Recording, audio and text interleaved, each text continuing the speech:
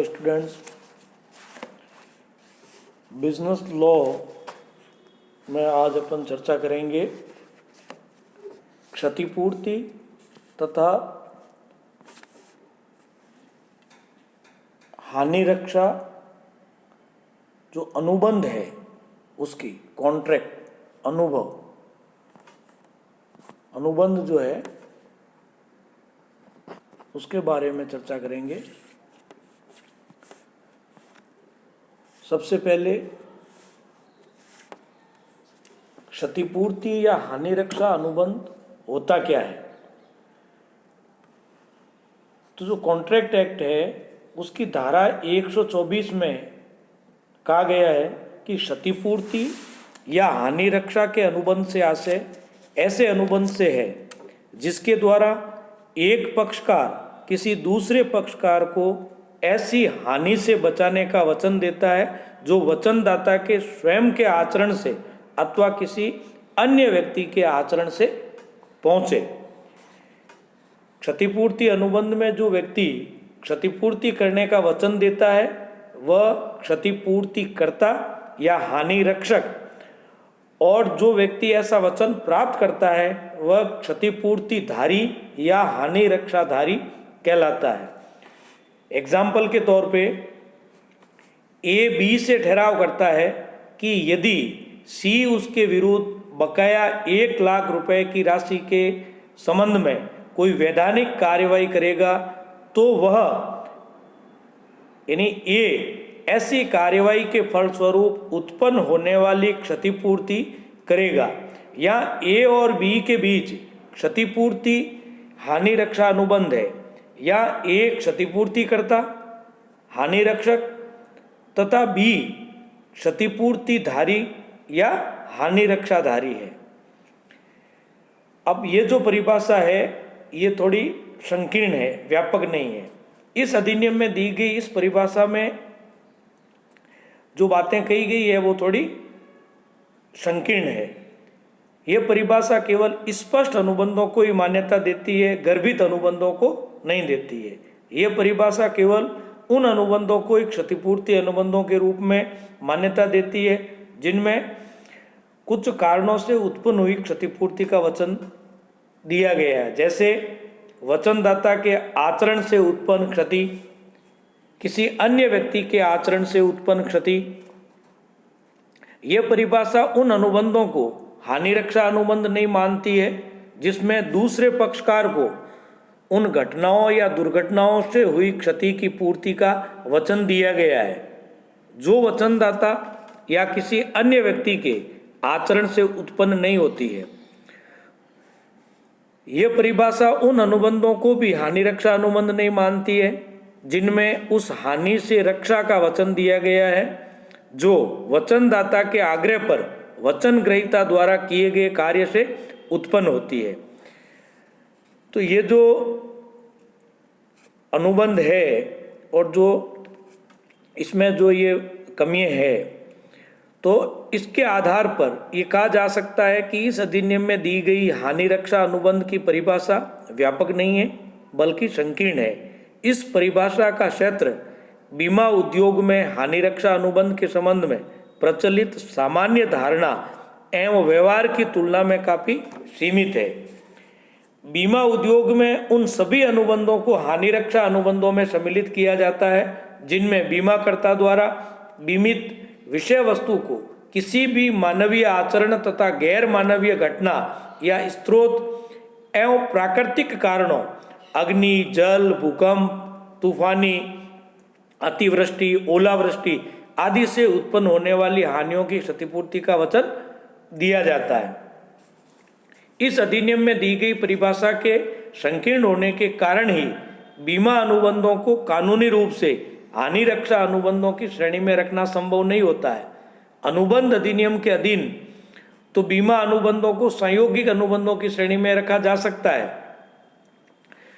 अपना जो देश है उसके न्यायालयों का मानना है कि धारा 124 यानी 124 और 125 व्यापक नहीं है, अतः वे ये मत रखते हैं कि इन धाराओं से संबंधित किसी भी मामलों पर विचार करते समय समता के सिद्धांतों की पालना करनी चाहिए, जैसा कि इंग्लैंड के न्यायालय भी करते हैं। अब इसके जो आवश्यक लक्षण या जो तत्व है वो है, क्षतिपूर्ति अनुबंध में एक वेद अनुबंध के सभी तत्व विद्यमान होते हैं, जैसे दो पक्षकार, प्रस्ताव एवं स्वीकृति, स्वतंत्र सहमति, अनुबंध करने की क्षमता, प्रतिफल, वेद उद्देश्य एवं वेद प्रतिफल। इसमें एक पक्षकार दूसरे पक्षकार को कुछ निर्धारित हानियों से बचाने का वचन देता है।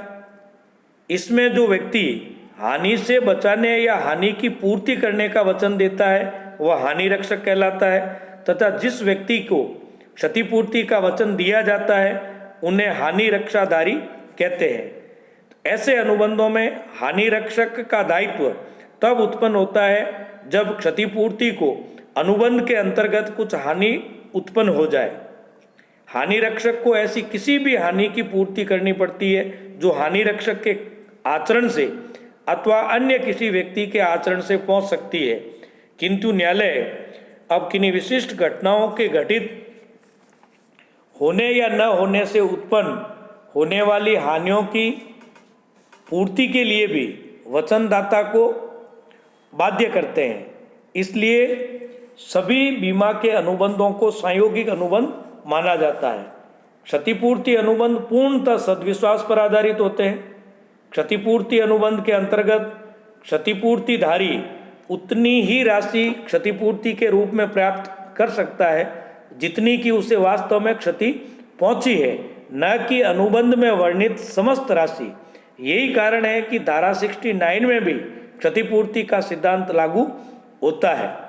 सामान्यतः बीमा कंपनियों के साथ किया गया अनुबंध स्पष्ट रूप से लिखित ही होता है, किंतु क्षतिपूर्ति अनुबंध लिखित, मौखिक या गर्भित किसी भी प्रकार से किया जा सकता है। गर्भित अनुबंध की जानकारी पक्षकारों के आचरण या उनके आपसी संबंधों के आधार पर या अनुबंध की परिस्थितियों से की जा सकती है। हानि रक्षा के दायित्व का आरंभ।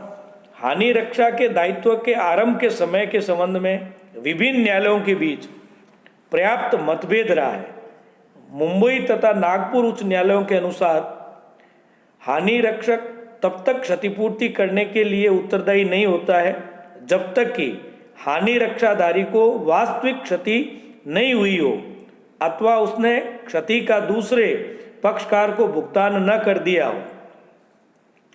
दूसरी ओर कोलकाता, इलाहाबाद, पटना, चेन्नई उच्च न्यायालयों का मत है कि जब किसी क्षतिपूर्तिदारी द्वारा क्षतिपूर्ति का दायित्व पूरा करने की मांग की जाती है तभी हानि रक्षक का दायित्व प्रारंभ हो जाता है, चाहे उसने वास्तविक रूप से क्षतिपूर्ति का वचन पालन कर दिया हो अथवा नहीं। न्यायालयों में आज यही दूसरा मत अधिक प्रचलित है। इंग्लैंड भी यही मत प्रचलित है। हानि रक्षाधारी के अधिकार और हानि रक्षक के दायित्व। अनुबंध अधिनियम के अंतर्गत हानि रक्षक या हानि रक्षाधारी को कुछ अधिकार प्रदान किए गए हैं जिन्हें वह हानि का वाद प्रस्तुत करने पर प्रवर्तित करवा सकता है। हानि रक्षाधारी के ये अधिकार हानि रक्षक के कर्तव्य या दायित्व के रूप में होते हैं, जैसे क्षति की पूर्ति। हानि रक्षाधारी वह समस्त क्षति की राशि प्राप्त करने का अधिकारी है जो उसे ऐसे विवाद के संबंध में चुकाने को बाध्य होना पड़ सकता है जो क्षतिपूर्ति अनुबंध से संबंधित है। व्ययों की वसूली।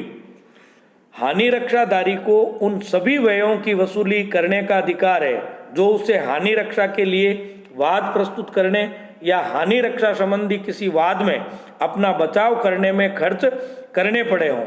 हानि रक्षाधारी को ये अधिकार कुछ शर्तों पर प्राप्त होते हैं, जैसे हानि रक्षाधारी ने हानि रक्षक के किसी भी आदेश का उल्लंघन नहीं किया हो, उसने समझदारी से कार्य किया हो, वचनदाता ने उसे वाद प्रस्तुत करने या वाद में बचाव करने के लिए अधिकृत किया हो।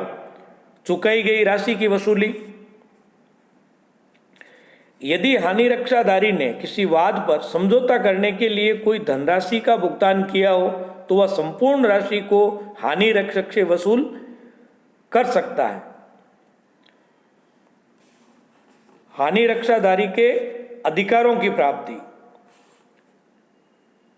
जो हानि रक्षाधारी है उसके अधिकार, जब हानि रक्षक क्षतिपूर्ति अनुबंध के अंतर्गत हानि रक्षाधारी की क्षतिपूर्ति कर देता है तो उससे वे सब अधिकार प्राप्त हो जाते हैं जो हानि रक्षाधारी को क्षतिपूर्ति के पहले हानि रक्षक के विरुद्ध प्राप्त है। इसे ही स्थान ग्रहण का सिद्धांत, डॉक्ट्राइन ऑफ सब्रोगेशन कहते हैं। अतः हानि रक्षक को कुछ अधिकार प्राप्त हो जाएंगे। हानि के लिए उत्तरदायी व्यक्ति के विरुद्ध क्षतिपूर्ति के लिए वाद प्रस्तुत करने का अधिकार, हानि रक्षाधारी को चुकाई गई संपूर्ण राशि को वसूलने का अधिकार और हानि के लिए उत्तरदायी व्यक्ति के कारण वहन की गई क्षति की राशि को वसूल करने का अधिकार। साम्यता का अधिकार, हानि रक्षाधारी को समस्त हानियों की पूर्ति के बाद हानि रक्षक को साम्यता के भी सभी अधिकार प्राप्त हो जाते हैं। जो हानि रक्षाधारी को हानि के लिए उत्तरदायी ठहराया जाता है और क्षतिपूर्ति से इनकार करने का अधिकार। यदि हानि रक्षाधारी को हुई हानि रक्षा अनुबंध के क्षेत्र में नहीं आती है, अर्थात बीमा अनुबंध में वर्णित कारणों से हानि नहीं हुई है, तो हानि रक्षक क्षतिपूर्ति करने से इनकार भी करने का अधिकार रखता है। आज के लिए इतना ही। धन्यवाद।